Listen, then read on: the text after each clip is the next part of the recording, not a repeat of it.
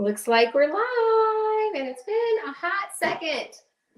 Well, welcome back to the Kapitol Life podcast, where we talk about all things that life brings, and that whatever life entails, wherever you are, no matter what's going on, we're going to talk about it right here. Now, for those of you that don't know me, my name is Abby Pagood. I am your host of the Kapitol Life. I also have my own company called Kapitol Health. I focus on fitness and nutrition, but here at the Kapitol Life, I'm not going to sit here and rub your nose in all kinds of like, you should be doing this and you should be doing this. It's all about education. It's about handling life in all phases, doing things as they come, making sure we're taking care of each other, and just kind of getting it all out there. So if you are jumping on for the first time, it doesn't matter if you're hitting this on the replay or if you're catching this right now. I highly, highly encourage you to put a thumbs up, tell me where you're from, tell me how you're doing, ask me a random question. I might even bring that question into today's podcast, or I might even end up adding it and having that be the focus of the next podcast that I do. I don't know. We can pretty much do anything we want on this. It's a whole lot of fun. So some of you have realized that I've been a little MIA, and I don't normally just kind of randomly disappear unless it's for a good reason. So some of you do know I have 3 children. My oldest is 24, my middle child is 13, and my youngest is 5. And so right now it is the prime season of gymnastics, which keeps us very busy traveling back and forth.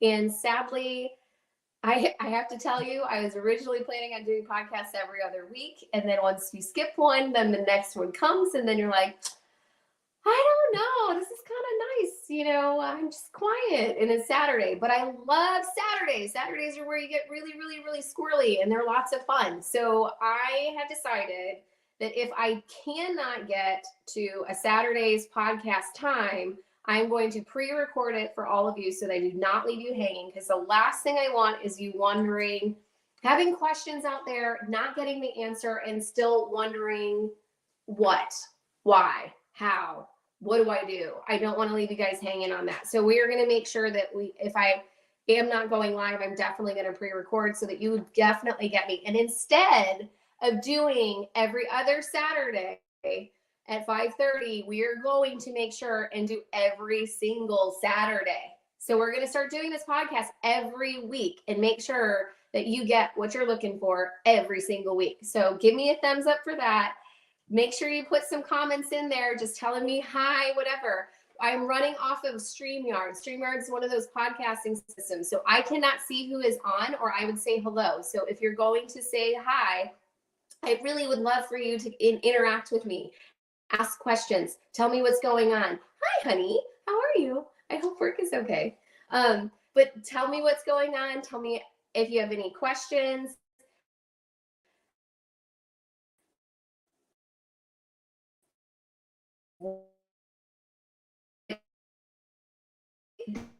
How is the weather where you are? Where do you vote? We're actually going to be discussing heart health, right? Because a lot of us have been running around. We've been paying attention. We've been seeing a lot of people wearing red. And it's not just for Valentine's Day, because it's Heart Awareness Month.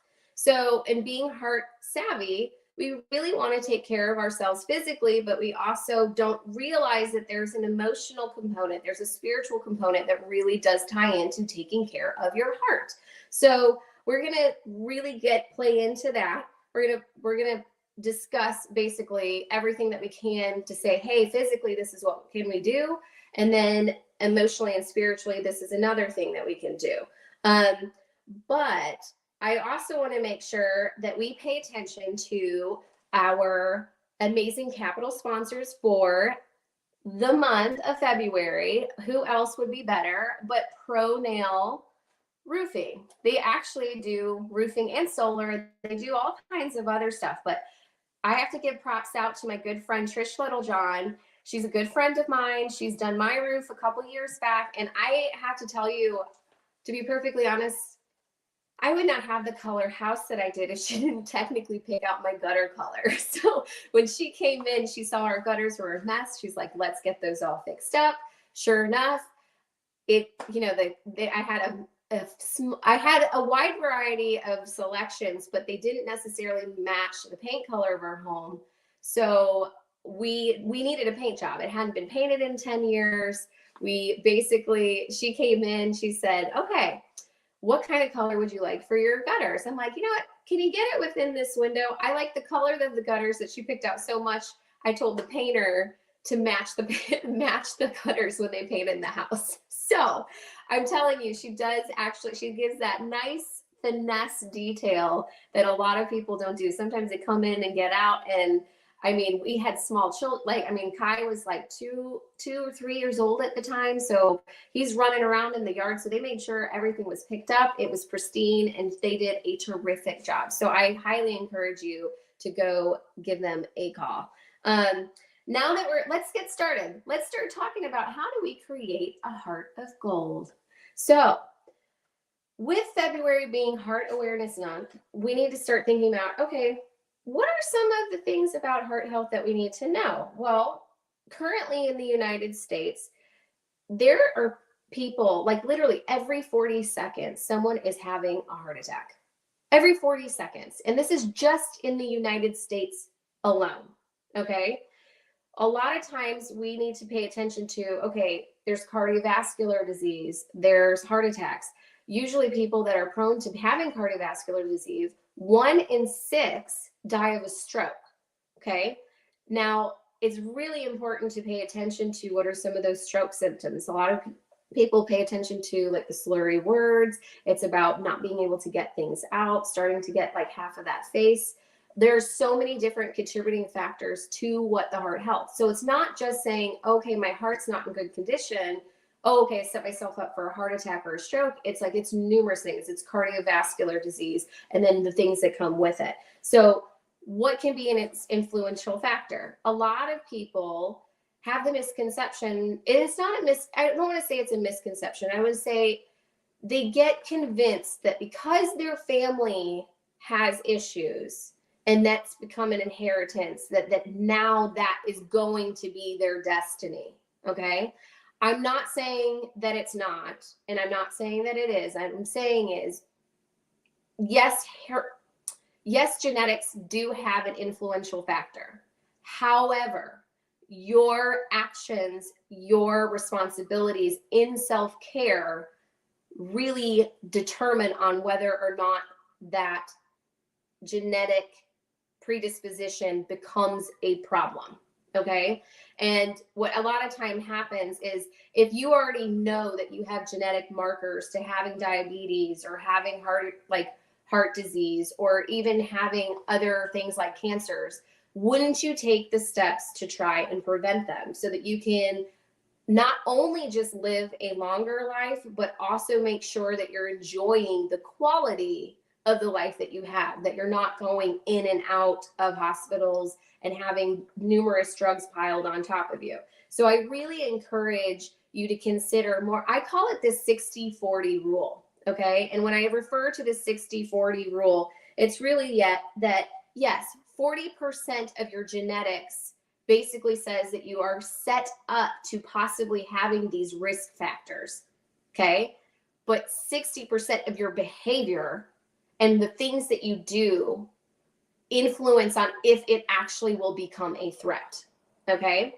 So in that mindset, let's start paying attention to what are some of the things we need to consider.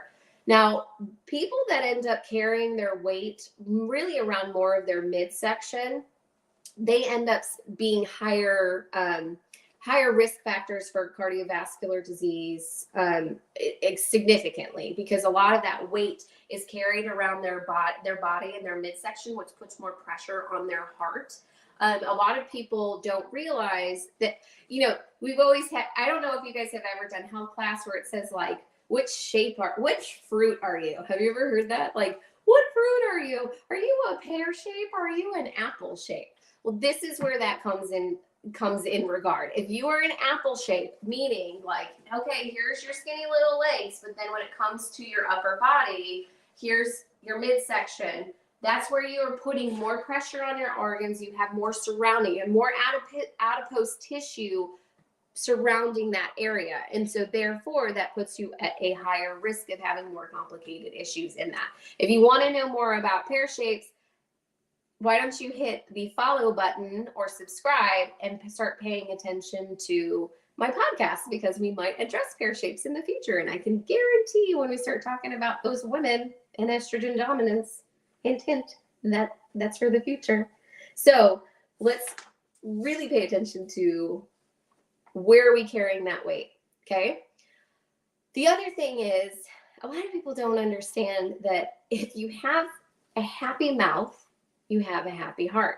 There's so much connected to your dental hygiene and how your heart is actually responding, okay? So if you've got gingivitis, if you've got gum disease, if you've got pre-indicators that there are like lots of cavities, things are popping up in your mouth, these can be predictions or at least a sign for you to start paying attention to what possibly could happen, like with your heart.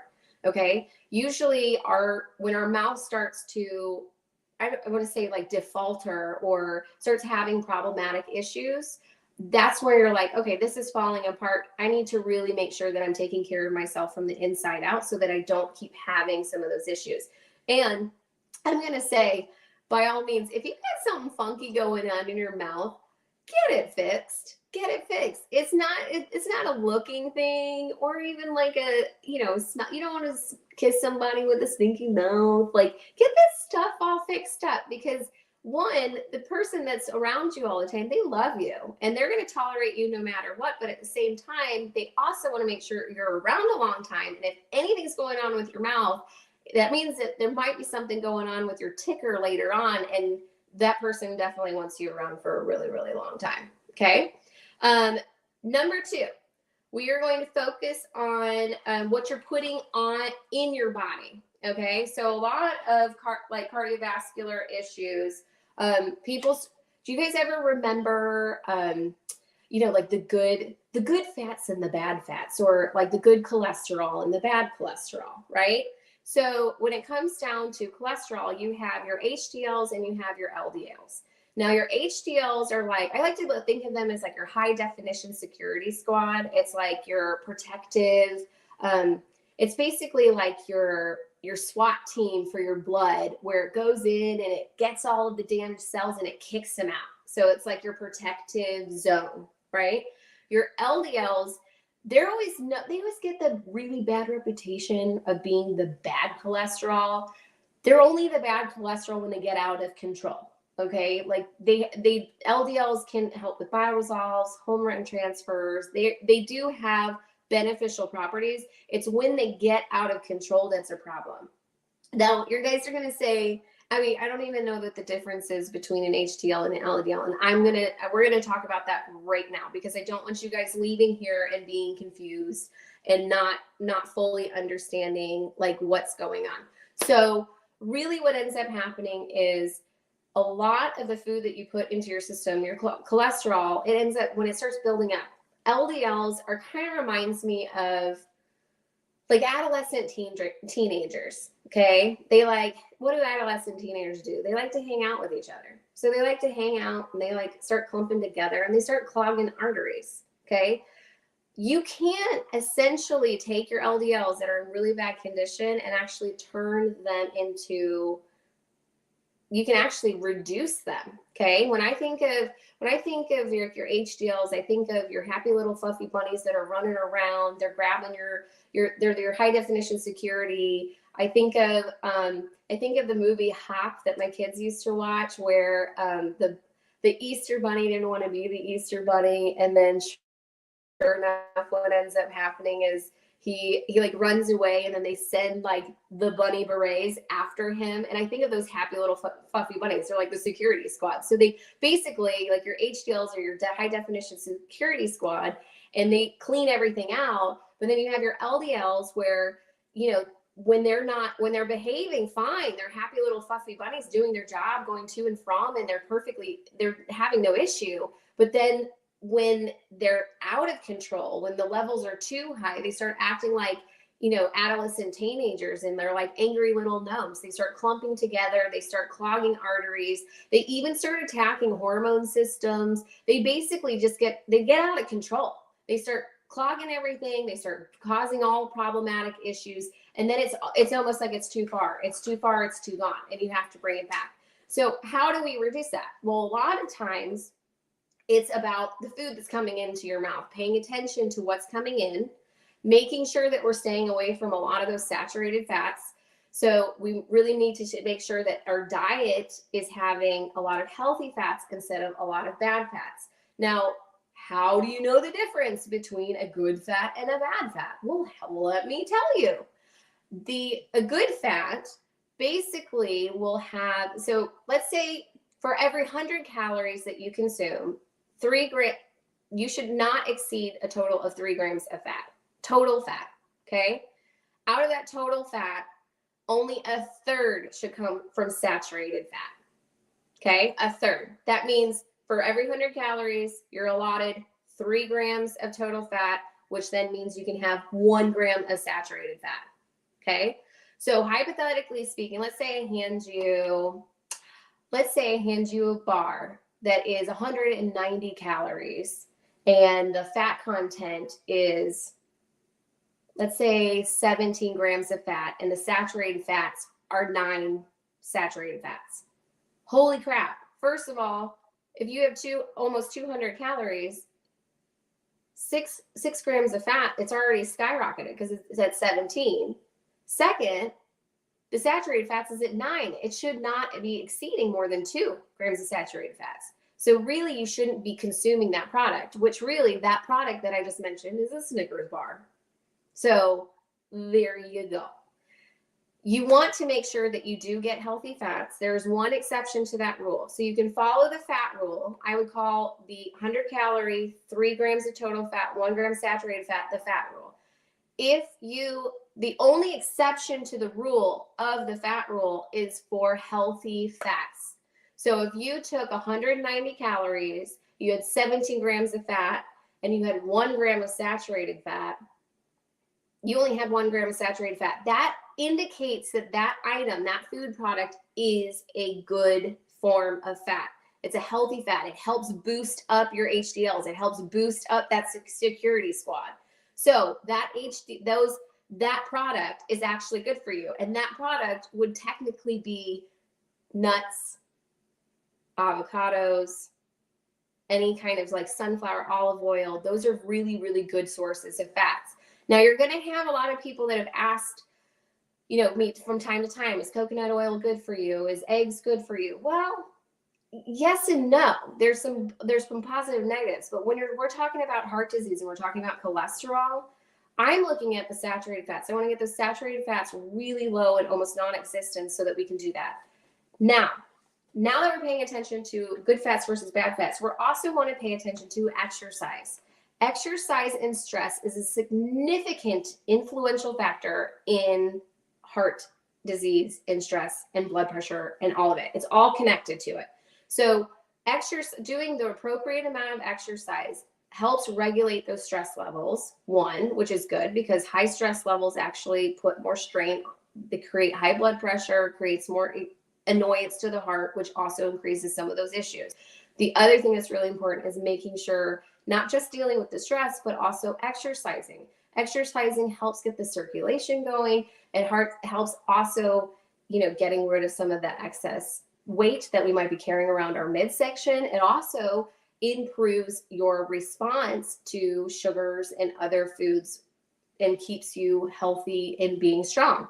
So we want to make sure that we're really paying attention to those factors, making sure that we're living that really good, healthy lifestyle because it helps make sure that heart health is really well taken care of. So I would like to encourage any one of you that is looking for like cardiovascular. Okay, it's fun. It's great. It's fantastic. A lot of people end up going to the gym. The gym helps them make sure that they, get their activity in. Some of us don't have time to go to the gym. Some of us are too busy with work or back and forth. That is one of the reasons why on capitalhealth.com, I have created numerous programs that are available, and they're basically anything that you need on an exercise level. You don't have to leave your home. Go to capitalhealth.com. I have tons of programs ranging from rehab to exercises. And one of the ones that would be really great for your heart health is called Pump Up the Beat. It'll get your heart. It's a series of exercises that is you can do in just the confines of your home, and quick exercises get your heart rate up, get your blood flowing, get your circulation going, and really start helping your body, taking care of that heart, because we love you, so you should love yourself too. I'm just saying, it's really important. So the other thing I wanted to work about, we talked about the physical aspects, what we control, making sure we're keeping track of diet, good fats, bad fats. We're also making sure we're keeping track of our exercise activity, dental hygiene. But now what about the emotional component? Okay. The emotional component is really important because it affects the whole system. Okay.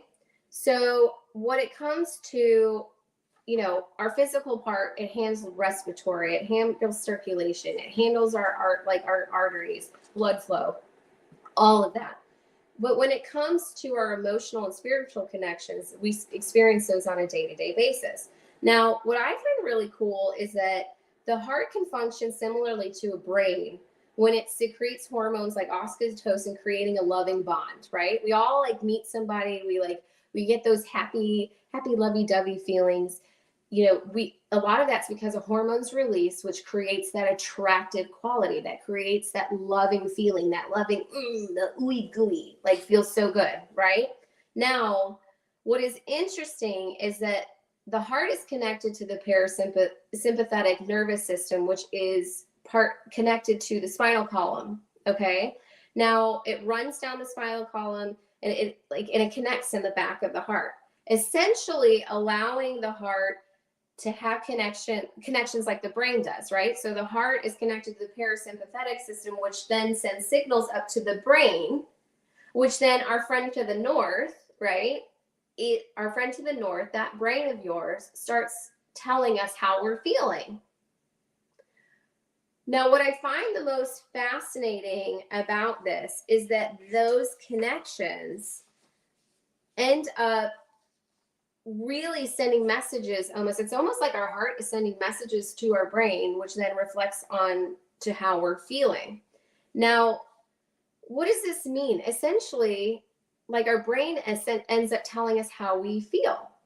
So when we're really trying to focus on that connection, if you're going through something traumatic, okay, your heart rate starts racing, you start you're upset, you're getting all jazzed, your heart rate starts pounding, it starts sending that signal into your parasympathetic up towards your brain. Your brain is like, I'm freaking out, I'm not okay, this is not going well, we're gonna panic, we gotta figure this out.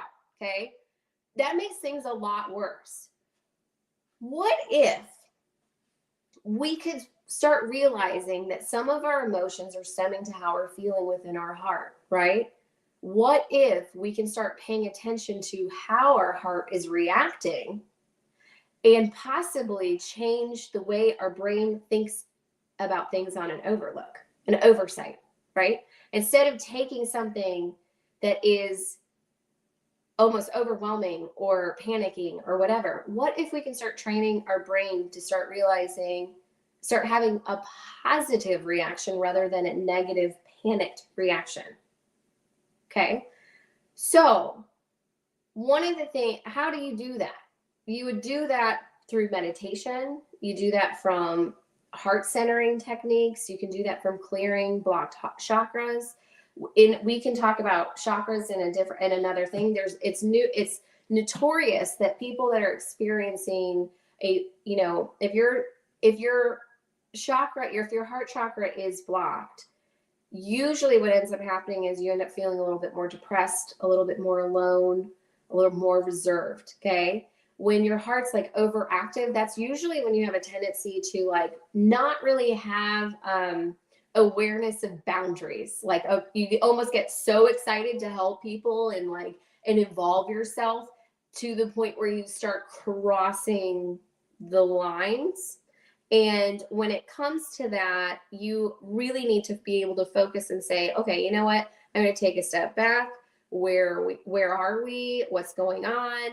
And that's where we really want to kind of focus on and say, hey, if we can slow down our heart, if we can slow down the pace, just even taking deep breaths, slowing down the heart, calming it down when we're upset, right? You get overwhelmed. We all do it. We all get so upset that we can't wrap ourselves up into a tizzy, and it's really hard to like, and then you notice that your brain just starts thinking all kinds of crazy things.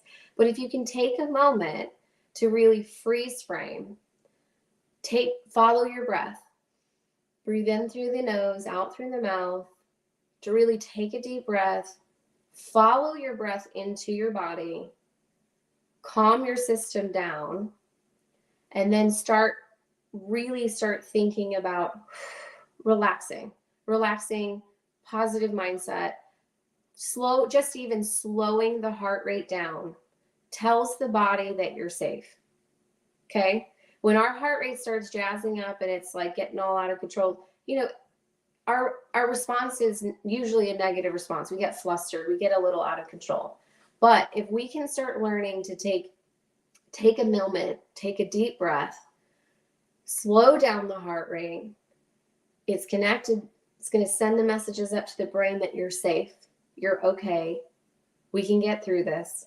And then we're going to have a different outlook, okay? A different mental outlook, different perspective, a more positive attributes coming your way, okay? So starting this path, I really want to try to focus on a heart energy balance. I would say the best way to do this to start is to sit in a comfortable place. Start with your slow breaths, breathing in through the nose and out through the mouth. You can even focus on trying to do more belly breathing. Have you guys ever heard of belly breathing? It's basically when you breathe in. Usually a lot of people, when they breathe in, they hike up their shoulders, which actually adds to neck tension. I can't even tell you how much it irritates the shoulders and the neck. And then it actually puts more stress on your upper body. That's where you're not diaphragmatically breathing. You're not doing diaphragmatic breathing properly because you hold it up into here and then you're just adding to that stress. What you want to do is you want to breathe in through the nose. And when you breathe in through the nose, you actually want to extend the belly out. So you want to extend the belly out, and then when you exhale, and it takes a little bit of time. It takes a mental effort to really make sure that you're doing that properly, because a lot of times people struggle. People struggle a lot trying to make sure that they can even extend their belly. But once you do, you breathe in through the nose, extend the belly out. When you exhale, breathe out through the mouth, and you just focus on trying to get the breath to slow down. Slowing it down, the nerves start telling the body that you're safe.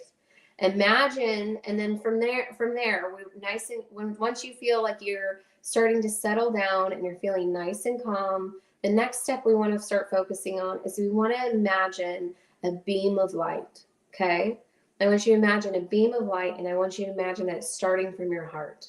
You focus on your heart. You imagine that there's this massive beam of light that's just resonating right around your heart. Okay. And I just want you to imagine it. Like, you just imagine this tiny, it doesn't have to be large. It just has to start with a light. And then I want you to put energy into it. I want you to breathe into that light, allow it to expand, and just let it pour in, and just focus on that light, just expanding bigger and bigger and bigger. And eventually you're going to start noticing that envisioning that light is going to expand. It's going to be in front of your body. It's going to be in the back of your body. I just want you to imagine this large light just expanding and getting bigger from within. And as you're imagining that light, I want you to might even be able to start seeing some gold specks just starting to filter out. Just nice purified light with not nice, fun little glittery motions. And you're going to focus on that.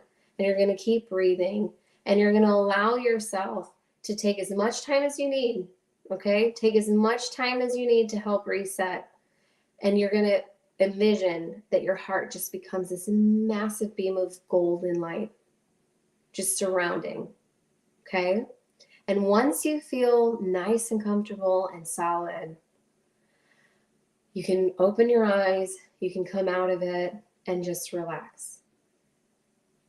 Now, doing that when you start feeling overwhelmed, even just doing that every single day, it kind of helps set in motion what's to come. It gives you a little bit more of an enlightened perspective. I know it's easier said than done.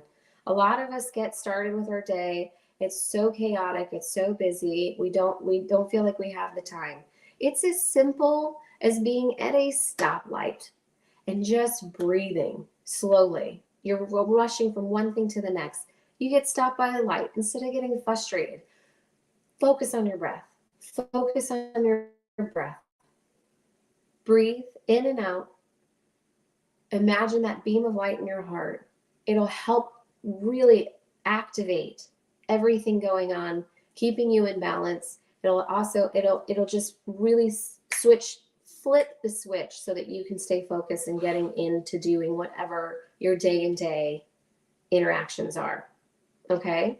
And this is really how we start creating a heart of gold, because we're making sure that not only are we taking care of ourselves on a physical level, but also emotionally. There's so much of an emotional component that affects our stress, that affects our mindset. And we really need to reset the clock and get going on all things that we're trying to accomplish. So in regards to that, if you found any of this helpful, enlightening, you want to hear a little bit more, I encourage you to start reaching out. You can follow me on Facebook. You can follow me on YouTube at Kapitol Health. You can also, I really would highly encourage you subscribing to both of those accounts so you get notifications when the podcast goes live, in addition to visiting us at kapitolhealth.com. Kapitolhealth.com is a fantastic way for you to get engaged in you can go actually to sign up for our newsletter. You'll get all kinds of new fun little blog bits and programs, oils, t-shirts, all kinds of stuff. So we really want to make sure that we are taking care of ourselves on a well-rounded perspective, because when it comes to our health, it's not just about exercise and fitness. It's about the whole encompass thing. And I do want to announce that we do have some fun little things coming up. We are actually going to have a 30-day mind and body reset to get your body started and focused in the right direction. It's basically priming your body for transformation. And we're really going to look into providing the journey from within. So we really want to make sure that we're it's like, when you go out there and you join, you want to be healthier. So you decide to join a gym. Well, a lot of people forget that just joining the gym does not equate, hey, I'm going to join a gym. Oh, look, I'm going to get my body back. But you're kind of missing the things in between. We got to make sure that we get all that together. So what we need to do is we need to make sure that we're covering all the do's and don'ts in the interim so that you can get the health that you're looking for. And in regards to that, we're going to start with a 30-day mind and body reset so that you can start your journey from within and make sure that you're actually getting the tips and tricks to prime your body for the change that's needed so that you can start getting what it is that you're looking for with your mind, body, and soul. Okay? And no matter where you are in the world, no matter where you're watching this from, I just want you guys to remember to love each other with all your heart. And we'll see you next Saturday at 5:30 for another episode of the Kapitol Life. Take care.